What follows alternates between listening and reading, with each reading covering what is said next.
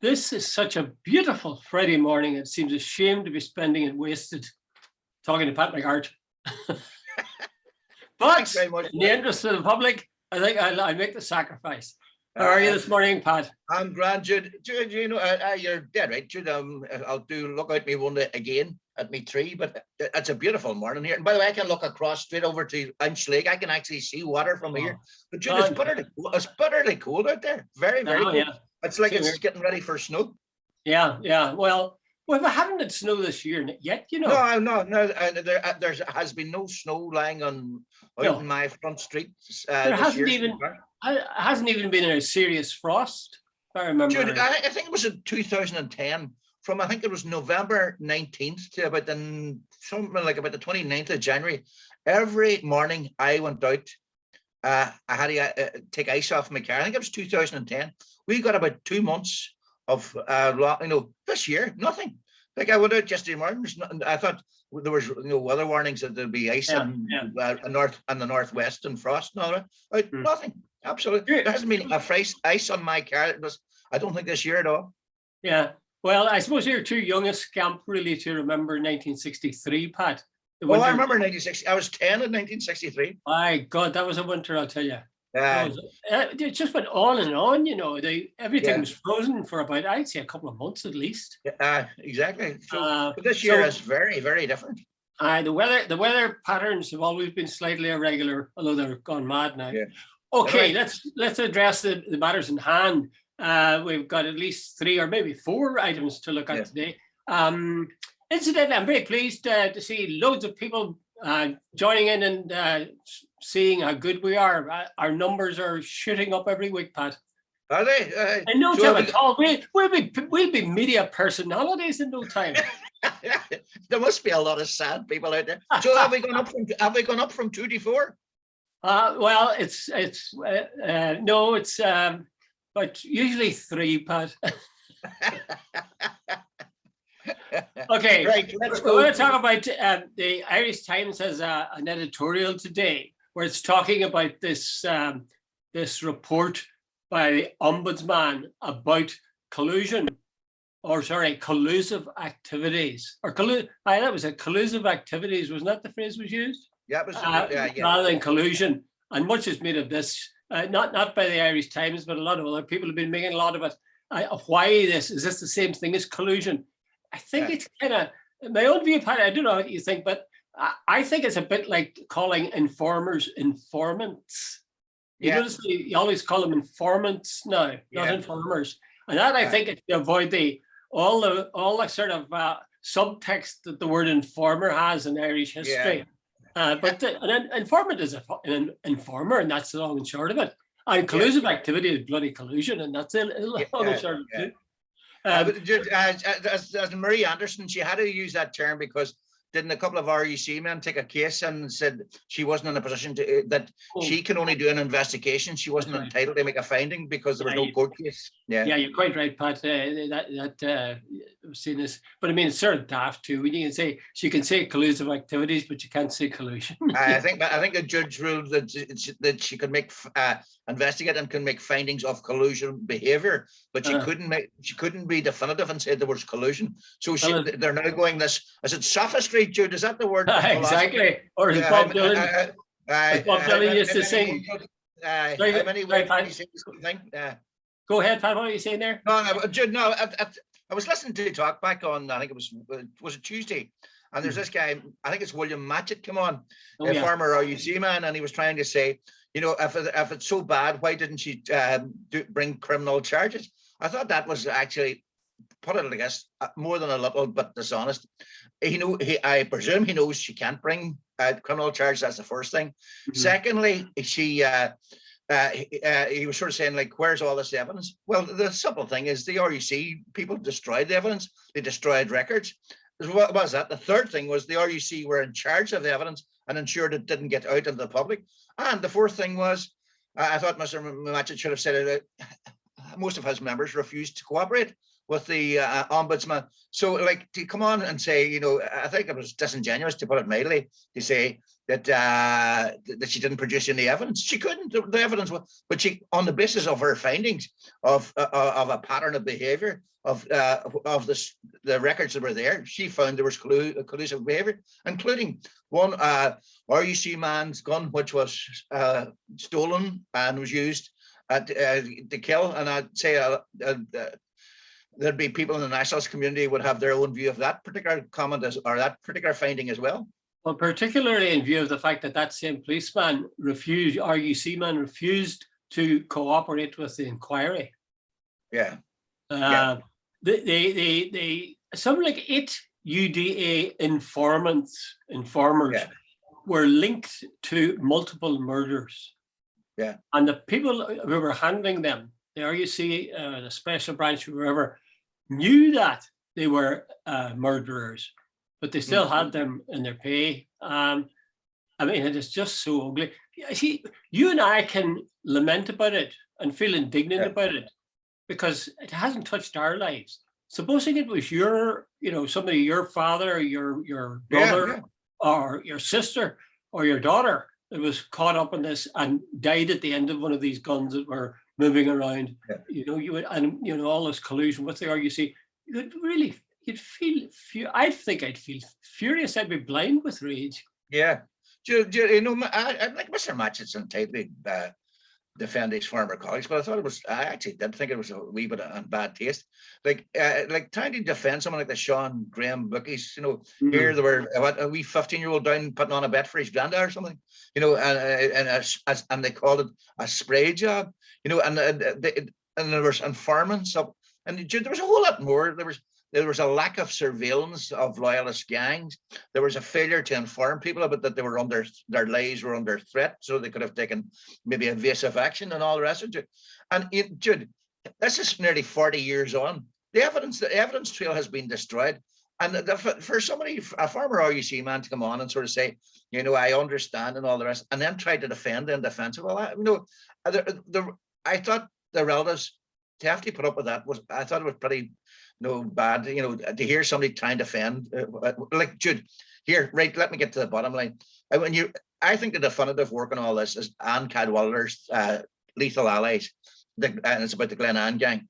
Jude, the evidence and the trail that she puts out on that book, which is actually frightening, you know, I think it's definitive. If it had gone to court, I think they would have had an open and shut case in many cases. They didn't. That's the point. They didn't go to court. Funny, you know, just to take the opposition view, I mean, putting myself once again in other people's shoes. I know a guy who's a unionist, a very nice man too, and a very intelligent guy, and I consider him a friend even. But he said in passing once that what was all this about being concerned that the loyalists were attacking or engaged in the conflict? He says, what do you expect? You know, my enemy's enemy is my friend. Yeah. That is to say, the RUC would see these guys doing these things and say, well, these guys are on our side, not on the IRA side. So, you know, we mightn't like them, but no, Jude, no, that's right. We you know as well as that the whole moral argument is that the state is above all this thing about secret armies and terrorism. When the state is actually engaged in what it's condemning in others, what it's sort of it's holding that it's the moral arbiter, that the good guys, that they're sort of there to hold the ring and to sort of keep society, the cement that holds society together, and all that sort of stuff. As in any civilized society, the rule of law is supposed to be upheld by the state. When the state's engaging in collusive behavior that's leading to murder, sectarian killings, and all the rest, why should any nationalist believe in a state like that? And yet they were we had the Dublin government and various other people in the nationalist community saying the only bad guys here are the IRA, and that was the propaganda thing. By the way, I keep saying this: I am not here to bat for the IRA. But what has got me over the years is the total dishonesty of what was going on. You know, by the way, I was watching on social media this last while. There's a guy somewhere down south. For about 3 weeks there, he was putting up a photograph 45-year-old Mary O'Donnell murdered by the IRA, sort of thing, and then another John whatever killed by the IRA. Dude, it's almost as if it was out of context. I could have get a 16-year-old, someone O'Neill shot dead in a sectarian killing in Belfast. Somebody else shot dead by a loyalist gang and Portadown. You could have done it. Dude, it's the lack of context and this sort of thing saying Republicans were the people, only people engaged. Dude, it was a conflict. And this sort of narrative that there was only one set of bad guys, it's so dishonest and it's so out of context of a conflict. Well, again, different bit of the case for the opposition. If you were in there, I would believe. Maybe I'm being too generous, but I would believe that many of the unionists who are opposed to this kind of finding that this ombudsman came in with and are really embarrassed by it and wish it away. If during the conflict you were in the RUC, you would tend to see the problem as being exactly that. Here we have a bunch of rebels, murderers who are going around killing people. Now, they're trying to kill us, the RUC and the B specials and so on, but they are particularly, they don't really mind who they kill. They kill innocent people. They kill people down about Lisnaskea because they want to do a bit of ethnic cleansing. So when you're in that situation, you say, these guys are murderers and they're trying to overthrow the state. You don't sort of ask yourself, am I being strictly legal here? Is this the right thing to do? You get in there with everything you've got and you just throw it at them and you use anybody. Right, Jude. Okay, let me call it the other way. See, when you set up a state and you have one party rule for 50 years, where the police force is basically a paramilitary force, or I don't know what you would like to call them. And then you have the B specials, where you have the ruthless suppression of nationalism by that. And in the early 1960s, 92% of the RUC were Protestant and Unionist. The B Special was 100% Protestant and Unionist. At the early days of the Troubles, when the people went out to march for civil rights, they were battened off the street by that in a ruthless fashion, by that same RUC. So no wonder the nationalist people saw the RUC as the enemy. And by the way, rightly so, Jude, the track record of the RUC, I'd love to know this revisionism that they were a fair-minded force. Where's that coming out of, Jude? They were not a fair-minded force. Good for a laugh. There were some very decent individual members, of course there were, and there was a lot of them probably them. But say it again. You just froze there for a second. Body, they certainly were not impartial. Say that again because you froze for a second. You froze a wee bit earlier on, but I didn't mention. But what I'm saying, Jude, if you are as a body, as a sort of cohesive body, to anyone to turn around and say the RUC were fair and impartial, it's good for that. Even Hume, who was the most moderate man when it comes, never once said the RUC were a good force. Mm-hmm. The RUC were awarded I think it was the George Cross as a body before they became the PSNI, or the PSNI replaced them.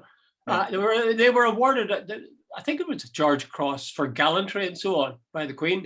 Well, they're going to point out, Jude, and they're rightly so, 270 or something where they killed by the IRA, and you're dead right, I can see that. But Jude, I'm putting it in context. To turn around and sort of say that the RUC were the good guys and everybody, Jude, the track record of the police from the foundation of the Northern State, I have yet to make any Catholic turn around and say they were a fair and impartial force. I haven't met one, Jude. No. Well, I tend to think you're right too. Okay, let's leave that blood-soaked judgment and move to Stephen Collins in Irish Times today. Stephen's talking about, and I think it's very interesting, I find myself slightly agreeing with him. He's talking about Golfgate. Remember Golfgate? Yeah, I remember Golfgate. That was a bunch of people. There was a judge, there were politicians, there was MEPs, there was even Sean O'Rourke from RT. Sean O'Rourke, the very man, yeah. They were all at this place in the west of Ireland, and they were having golf over a couple of days. And this was I gather, was seen as being in disobedience to the sort of rules of the time. Yeah. And as a result, many of them lost their job. Well, some of them lost their jobs. Derek Cleary, who was a rising lost a monitorship after about 3 days. Right. just like Yeah. that. Yeah. But the big one was Phil Hogan, who lost. Yeah. He was a big beast in the European Parliament, and he actually was replaced by Mairead McGuinness, which I find interesting. But we'll maybe talk about that later. The Collins talks about the media baying for blood and how unfair it was, and that good people had lost good jobs, and it was a rush to judgment, basically. Would you have similar feelings, Pat, or what? No, I sort of Jude, agree with your point there at the start. Was I found myself half agreeing with Stephen Collins, but Jude, that's only half. Stephen is without question the establishment's man, Jude. He always finds in favor of the big guys. So let's get that out of the way first. And the second thing, Jude, back then, let's put this in context as well that Stephen didn't do. Back then, Jude, let me make it personal. We weren't allowed to go more than 5 kilometers around that time. The restrictions about going out were the bars had been sort of nearly closed, restaurants had closed, everything. There was really strict regulation. So these guys had this Golfgate. Now, Jude, the other thing that Stephen leaves out as well is that the Gardaí investigated and went ahead and charged these people. So they thought there was some sort of case to answer. Now, the judge found that there was no case to answer, that in the court of law, there was no case. Her job was not the court of public opinion. Jude, let's get this clear, and I'm not having a go at the judge, but I've often sat in court as a reporter and wondered, how under God did a judge arrive at that based on the evidence I had heard? So everybody's entitled to their opinion, and the only difference here is we respect the rule of law. If the judge says they're innocent, I'm taking them as innocent.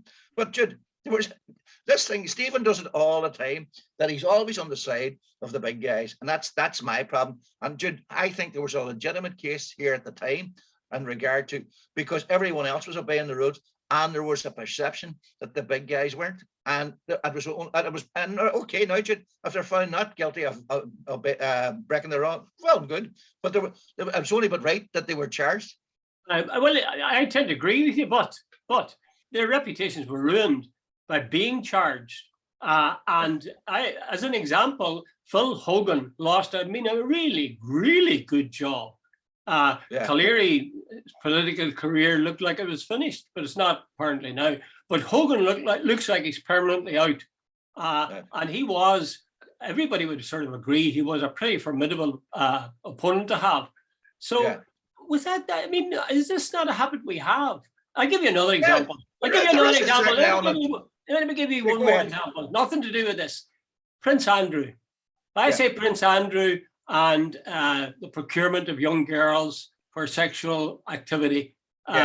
You know, that's the way the Queen has stripped him off. The Queen Elizabeth has stripped him off his royal titles or whatever it is. And medals. The fact of the matter is, Prince Andrew is innocent. He is innocent until proven guilty. Does that not apply anymore? Yeah, well, I can turn that back. The Queen's done that before he's even on in court, because in the court of public opinion, there's a sort of perception out there. Right, Jude, during the COVID thing, there were very strict law, very, very strict, Jude. I am serious. I remember even sort of telling you at the time, when you can only go 5 kilometers and you live in the country, Jude, that's just a few fields up the road. And if you stop the Gardaí, you can get fined. I am here. There's a roundabout about 10 miles from here called the Manor Cunningham Roundabout.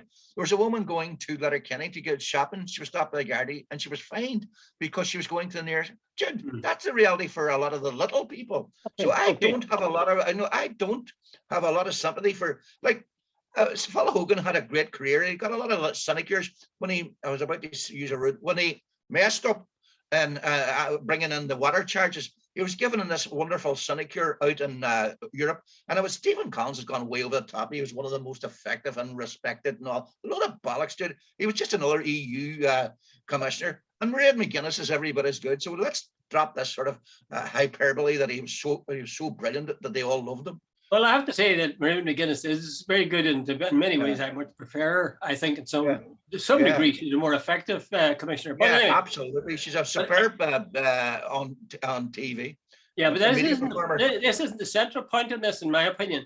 The central point is Collins right to say that the media were baying for blood and that people lost their positions as a result of that baying before judgment was formed. Yeah, but to a certain extent, that's true. No, But, like, to a certain extent, but hold on, Jude, but everything has to be in context. Jude, there's plenty of other people along the line. And but the other thing as well, Jude, see, politicians there are rulers. Right. They have to be held to a higher standard. And Jude, if the Gardaí Síochána, who carried out an investigation in regard to that event at the hotel in Spittal in Connemara, and they decided, well, look, wait a minute, there's a prima facie case here of evidence to bring to a court, and they went, like, the public or entitled to think, well, if the Gardaí think it's worth bringing to court, there must be some evidence. Well, you see, that's the point. You see, they've got some evidence, but it didn't stand up as they had broken the rules, apparently. I mean, I don't know how that is. Personally, I don't know how that is, because of something about a partition between two groups of people. Yeah, but that's a part, yeah. But the judgment has come that they weren't breaking rules. Well, then we shouldn't really have been punishing them or condemning them before the judgment was passed. Yeah, that's true, Jim. That's human nature. Like, remember the famous Oxbow incident? If you read, when they hanged them and then found out they were innocent. Jesus, Jude, Just as well I wasn't hanging in Ireland a couple of years ago. Hey, history's been full of that, So do you not agree? Actually, in the end, seriously, do you not think that for once Collins has got it right? Not me, but Stephen Collins. Collins is probably right on this one. I'll get, but like, I'm reluctant even to give him one, because, like, see, when somebody's always batting on the side of the establishment, I'm always looking to find the flaw in their argument, and their but I do take your point. If I, as a person who believes in law and order, and I genuinely do, if the court rules that they're innocent, I'm accepting it. Well, I mean, I think of this related case of Prince Andrew. I mean, he's finished. Yeah, he's finished. He's never even been in the courtroom yet. He is finished. Everybody's. But Jude, here's a point. Let's get this clear. What do you call him? Or Dufresne. Jude, she was on one night. In fact, she's on 2 or 3 times, and she says, I have very little doubt in my mind whose version I believe. She's been on, and she says, look, one of us is telling lies and one of us is telling the truth. And there's Prince Andrew says he's never seen her, and there's a photograph of his arm around her, right? I mean, photographs can be doctored. But Jude, even the experts said this one's highly unlikely to be doctored. His arm around her, Jude, and as well as that, there are so many other people, and you're going off again, Pat. You're frozen again. And so on. He's also been filmed with what do you call him?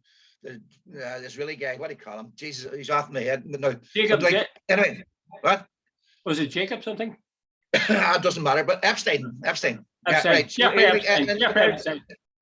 Epstein. But there's a whole lot of other evidence. But anyway, Judy, you're right. There's no proof of it yet. But if you're given a choice, who do you believe? Right, I'll leave it up to you. Who do you believe? Well, that's true. That's true. The other, it's a terrible irony. We'll move on then. Is the fact that even when a judge does convict people, they still could be innocent.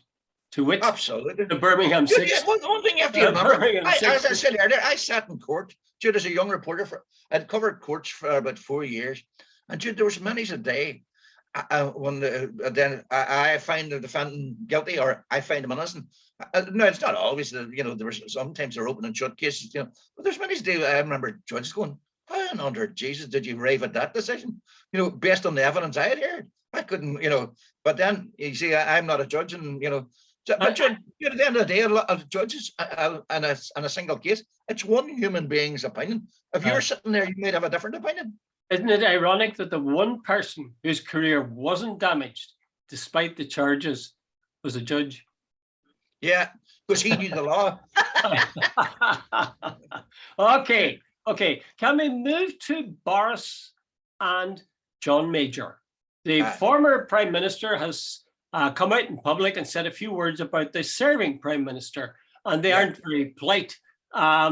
And I saw it last night, and one of the things that struck me was what he was saying, pretty sharply critical, shall we say, and the second thing was how well he looked for a man. Yeah. He must lead a clean life, that man. Yeah. Although He obviously doesn't. he did have an affair, didn't he? Didn't he have an affair with Yeah, him? it was Edwina Curry. Curry and rice. He wears glasses, of course. Right. Yeah. What do you think of Major's statement and the response to it? Jude, I sat and listened to it yesterday, and I thought to myself, here, it brought it home to me how useless Sir Keir Starmer is. John Major did more damage to Boris Johnson than Keir Starmer, the leader of Her Majesty's opposition, official opposition. Major basically laid out, here's a man. It's not just, he says, the fact that he's lied and he sent out the ministers. He says, what did he say? Blatant lies and brazen. It was the word he used. But he says what they're doing is, it's not just winning now, but he says what they're doing is destroying the body politic, because people are sort of saying, he says it doesn't really matter. People are now totally cynical about their politicians and the truth.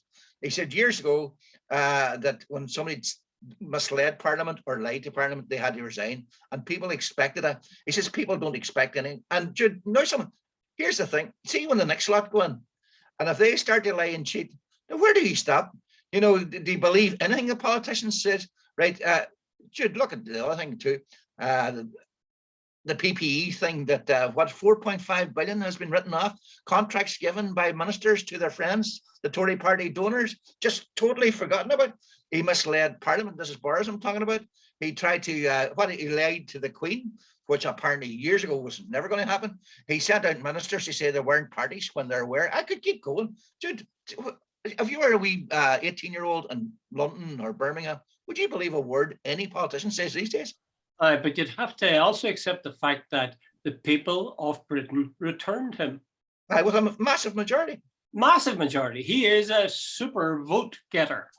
And isn't that what politicians are supposed to do? And that's the reason, of course, that he hasn't been booted out by many of the people in the Tory party. Many of them don't like him or are sickened and says, that's not really playing cricket, as John Major essentially would say, I'm sure. But he's such a huge vote getter. And he has that. But hold on, John, that's not the point. See, when he's finished, he lied about Keir Starmer.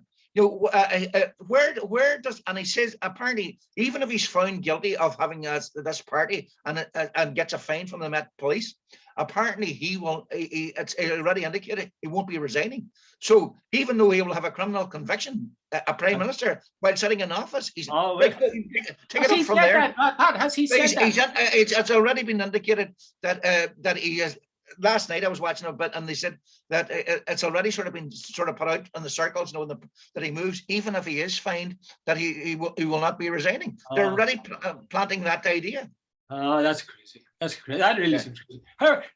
These are the British people, and the British people are entitled to do what they want to do. I think they're making a screw up of the whole thing. I think they're bringing the standards of British democracy into, as somebody said, a laughing stock throughout the world. But, it seems to just go on. And again, it comes down to the two things. One, he gets votes. Two, he's not like other politicians. He's a jolly chap. And you can see his eyes twinkling whenever he comes to meet a crowd, He looks like he's enjoying himself. It's like teaching, I think. And teaching, it's vital to look like you're enjoying yourself. If you're enjoying yourself, the chances are the class will enjoy themselves. I think it's the same with politics. If you look like you're really enjoying politics and you're cracking jokes and so on, the people say, what a guy he is. What a guy. Let's give him a vote. So that's. I don't remember the woman's name, but she was apparently she's a biographer. She says, the more you get to know him, the less you get to like him. So she said that and by the way, anyone who wants to can check it out. She said it in the radio the other day. So it'd be like that old song. You remember that song? To know, is to detest him. Okay, all right. We can only move from Boris to one last topic, and that is Kurt Zuma and his, I was going to say rat, his cat. Schrodinger's cat. Right. In case anybody doesn't know about this case, but I'm sure most people do. Kurt Zuma plays for West Ham. Very effective. Takes no prisoners. Fullback, and isn't that right? Fullback, somewhere in the back line, and he was caught on his slightly dim-witted brother did a videotape of him kicking their cat, kicking the cat. slapping hitting it. it, hitting it. What else did he do with it? Dropped it. Dropped it. People like cats have no problem with being dropped. They're able to usually get, twitch their legs and move on. Anyway, a question was asked in one of the newspapers: is that worse than racism? And I would add to that: is it worse than kicking an opponent? Because I'll bet that Kurt Zuma, every time he plays for West Ham, at least on one occasion, kicks one of his opponents. I'm sure he gets a few kicks back himself. So you're faced with a thing: is it worse to kick a cat than to kick a human being? Is kicking a cat worse than being unfaithful to your wife? I think, frankly, they're applying the wrong criteria to this guy. I actually think the thing is laughable. Not that I want cats to be beaten or anything. I mean, I think some of the things people do to animals are vile, absolutely vile. But at the same time, I just think the idea of a top professional footballer losing his job because he kicked his own cat.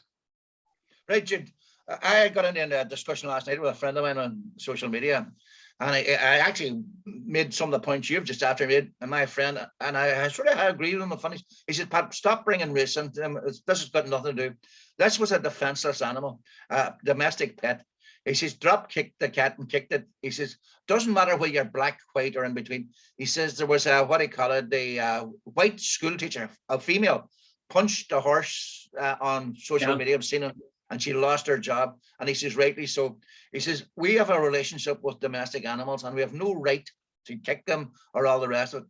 And he says, basically, he says, that's what it's all about. He says, and he says, there's even less violence on the football. And he says, there's dead right. He says, would you like to see a photograph? He says, if you're, a family dog, somebody kicking it, and like we have 2 dogs now, take grave offense. If I saw anybody kicking our dogs, there's we have a big dog out there. It's the most gentle thing you'll ever come across, and I would take real offense if anybody kicked it, and so on. Jude, I do take your point that it's gone slightly over the top. I don't think he should lose his job over it, and I think all the rest, but I don't think he should get away with it either. And I think there's a real genuine outrage, Jude, something not nice, and I'm deadly serious about this, of seeing a human being kicking a defenseless cat. I'd agree with you, Pat. I'd agree with you in general. And I know that people do terrible things. From my own experience, they do terrible things to dogs. And they're young fellas about Belfast who go to a bridge over the motorway, get a cat and they'll toss it off into, how many feet? 30 feet to the ground in traffic. So, I mean, horrible, horrible things have been done to animals. But I'm just trying to get this into... are we using the right criteria when we say this footballer will lose his job as a footballer? And secondly, how on the scale of things? I mean, did you start again? You froze again. Okay. We haven't frozen for years, and now suddenly this. I know it's happening all the time. The animal kingdom must be against us. I was saying, are the right criteria being applied to Zuma? I mean, should he lose his job because he kicked his cat? Is he a poorer footballer as a result? No. Is he a better human being? No, he's not. Of course he's not. But I'm also trying to put this into the hierarchy of crime. Yeah. And is kicking a cat, is that worse than kicking? Somebody said on Talkback, suppose that had been a rat, and he kicked the rat or bludgeoned it to death. Would there have been an outcry about that? Not at all, no. And I'm saying also, supposing he was unfaithful to his wife. I mean, which of the two is worse? Kicking your cat or being unfaithful to your wife? I'm just saying that this is kicking your cat. Huh? Kicking your cat. What did I tell your wife what you said? You're on tape, Dave. You're on tape. No, I just think that there's a lot of stuff that goes on, and we tend to leap. And this is this kind of this is the thing Collins was talking about, the media being for blood. They decided this is just a terrible, terrible thing to do, and they won't rest until Zuma loses his job. And I think that's crazy. I really do. Well, I got to admit, Jude, the one point I make, it doesn't matter whether you're black, white, or yellow, or green. It doesn't matter. You shouldn't harm animals. So Zuma deserves condemnation for that. But losing his job, like I read, I think it's Antonio, isn't he a former, either a current colleague of Suma's or a former colleague. He's the guy who said, wait a minute, he says, I've suffered vile racism on the field. And he says, these guys, some of them we get, he says, banned for 6 or 8 weeks, but he says they're back playing again. He says Suma kicked the cat, and he says he possibly there are calls for him to lose his job and his livelihood. And he says, put it in proportion. Yeah, and I sort of can't argue with that. Well, you see, if you break it right down, many of the people who are objecting to him, what he did, very vociferous in their condemnation, those people in the course of that day are digesting an animal that has been killed and cooked, and they've eaten it. So, which would you rather, get kicked or get killed and eaten? I take that point, but that still doesn't. Hey, I think you have to isolate it. This is a guy who's a role model who plays. I know what you're going to say. You've said it a million times, but hold on. Here's a guy. Thanks a lot. Excuse me, whether you like it or not, he's a role model for a lot of kids. And he's out there, and him and his brother are seen having a laugh, kicking a cat.